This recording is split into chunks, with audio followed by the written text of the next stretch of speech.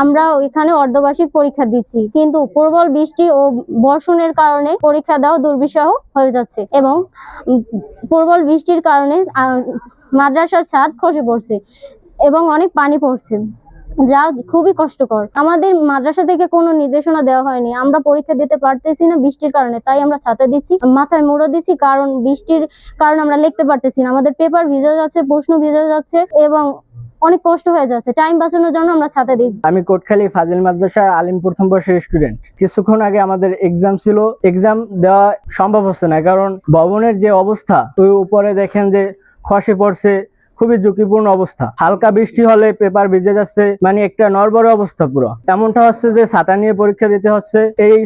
মানে এরকম চলতে থাকলে তো পরীক্ষা দেওয়া সম্ভব হচ্ছে না। এখানে বৃষ্টি আসলে মানে বর্ষার সময় হালকা বৃষ্টি হলে পরীক্ষা দেওয়া সম্ভব হচ্ছে না।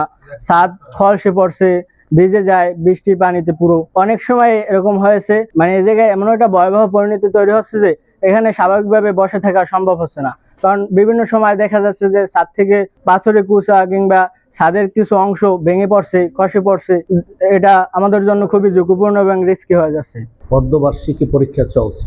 শিক্ষা ব্যবস্থার উন্নয়নের জন্য যে পরিবেশ দরকার ক্লাসরুমে, সেই পরিবেশ নেই।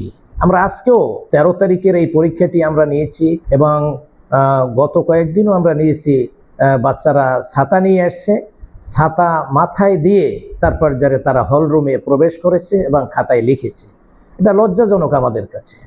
আমরা সরকারের কাছে আবেদন জানাতে চাই যে অনতিবিলম্বে দ্রুত এর পদক্ষেপ নিয়ে যেন আমাদের এলাকার এই লেখাপড়া যারা করছে স্টুডেন্টদেরকে আমরা একটা সুন্দর পরিবেশ দিয়ে তাদেরকে লেখাপড়ার মান উন্নয়নের জন্য আমরা সুযোগ করে দিতে পারি। এখানে স্টুডেন্টের সংখ্যা প্রায় 5 শতাধিকের মতো আছে ফাজিল পর্যন্ত, আর শিক্ষক কর্মচারী মিলে 36 জন বর্তমানে অবস্থান করছেন এবং কিছু শূন্য কোটাও আছে, যেগুলো হয়তো বা আমরা আবেদন করেছি, পেয়ে যাব। সেই ক্ষেত্রে কোনো ঘাটতি নেই।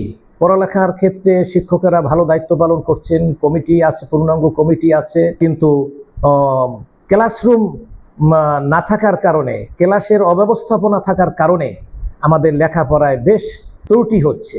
আমরা এর একটি সমাধান চাই কর্তৃপক্ষের কাছে। বিশেষ করে আমাদের যে মন্ত্রী মহোদয় আছেন, তাকেও আমি ইন্ডিকেট করতে চাই যে শিক্ষা বান্ধব মানে হিসাবে আমরা আপনাকে আরও দায়িত্বপূর্ণ পদে আমরা দেখে আশান্বিত হয়েছি, যাতে করে অনতিবিলম্বে আমরা মন্ত্রী মহোদয়ের সহযোগিতা বা তার সুদৃষ্টি আমরা যেন পেতে পারি, এই কোমলমতি শিশুদের জন্য আর দুর্ভোগ পোহাতে না হয়। সেই ক্ষেত্রে মন্ত্রী মহোদয়কে আমি অনুরোধ জানাবো যাতে করে তিনি অনতিবিলম্বে আমাদের একটি নূতন ভবনের ব্যবস্থা করেন এবং এইটাকেও সংস্কারের আওতায় নিয়ে এটার উন্নয়ন ঘটান।